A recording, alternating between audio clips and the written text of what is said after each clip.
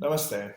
In today's marketing short, we will be discussing whether you should still follow a marketing funnel or a sales funnel when you are still at the product market fit stage. For the people who doesn't know what product market fit is, basically I have created a product or I have designed a service that I want to test out in the market first before I go aggressive with my marketing and sales.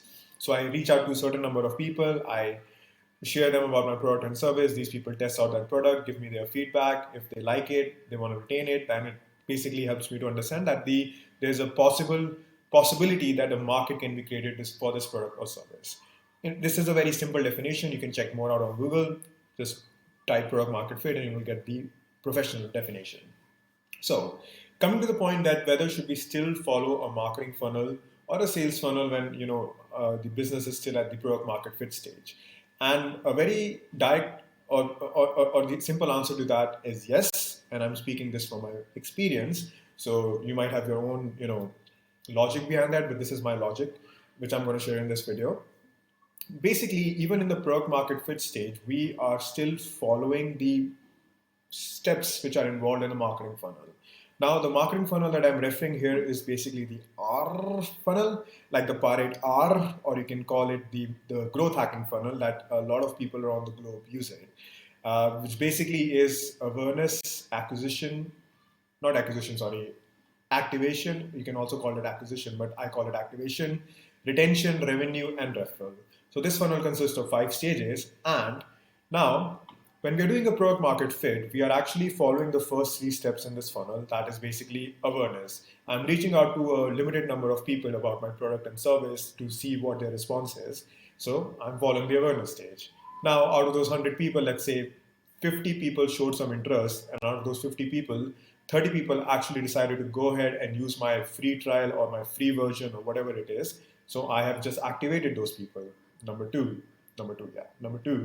right? So number 2 activation is completed. Now the third stage is retention. Out of those 30 people, after using that product for a month, or let's say 14 days free trial, whatever it is, we were still able to retain 20 people out of those 30 people for our product. That means retention. Now let's say if you are able to retain these 20 people till 3 months, let's say an entire quarter, that means that there is a possibility that there is a product market fit for this particular thing. This does not mean that I'm going to keep on stop approaching new people, creating more awareness about the product, but I will just still, focus to a very limited number of my ideal customer group rather than trying to go aggressive with it. That's what product market fit is. Trying to test out the product with small groups rather than going aggressive with everything. So this is what I'm going to do is basically, keep on adding more people to the awareness stage, activation stage, and retention stage. So in the entire product market fit, I'm trying to focus more about the 3 stages. That is basically, as I said, awareness, activation, retention. We don't really want to focus a lot on the 4th and the 5th stage, which is revenue and referral. Referral we can still focus, but not really hardcore as the first 3, because the idea right now here is to get acceptance from the market that yes, this product can be sellable there, right? So as you can see, we are following a funnel, even though we're not following the full funnel, but we are following the first 3 steps, which are the crucial things to, bring down the people to the last stages of the funnel, right? So that's why I believe that even in the product market fit stage, we should still follow the growth hacking funnel or the R funnel, especially focusing on the first 3 steps of this funnel, the awareness, activation, and retention, because these 3 are the stages which will actually give us the logical data that, hey, our product is being liked by people. These are the numbers that, if I reach out to 100 people, out of those 130 people, activate the product, 30% conversion rate in activation, and then 20 people still retain with us for the next month or for the entire quarter, that is 20% retention rate. So these numbers will actually help you to, even use in your pitch decks, right? Say, after you've decided that, okay, there's a product market fit, now you go to some funder or let's say investor, maybe an angel investor, maybe a VC, and you say that, hey, this is my product market fit data. I was able to reach out to X number of people, Y number of people, activated the product, and Z number of people retained with us for an entire quarter or let's say entire year. And this is what we believe that, yes, this product is sellable and, we can use it. And basically, when you show these data in this way, I think people will actually be able to understand that you have already nailed 50% of your marketing funnel. That is basically you have a process created for your awareness, you have a process created for your activation, you have a process created for retention.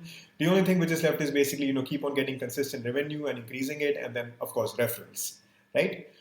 So this will actually look pretty good even in your pitch decks that hey, and the VC will be think that, or the whatever investor it's going to be is going to think that hey, okay, these guys have already nailed a lot of their things in just at the product market stage, and now even if I invest money with them, uh, then I believe these guys can actually nail down and be able to bring some good growth over the next 1 year. Now, I'm not saying that this tactic will actually work in a funding, but I'm just saying that if you show good numbers, if you show good logical data in your pitch decks, apart from just making it fancy and everything, because at the end of the day, the entire conversation, whether it is marketing or sales, depends upon the data or the feedback gathered from the customer, right? And that data we cannot showcase in terms of sentences or huge paragraphs. You can only showcase in terms of numbers that what people are doing on the basis of numbers with us. And these numbers, if they look good, if they look okayish, will help us to understand whether we will be able to scale this product to the market fit or not, and stuff like that. And that's why I believe that it is really important to follow a marketing funnel or maybe a growth hacking funnel at the time of product market fit as well. So this is my logic. If you have any other logic, let me know in the comment section. But for now, if you like it, give it a thumbs up and cheers.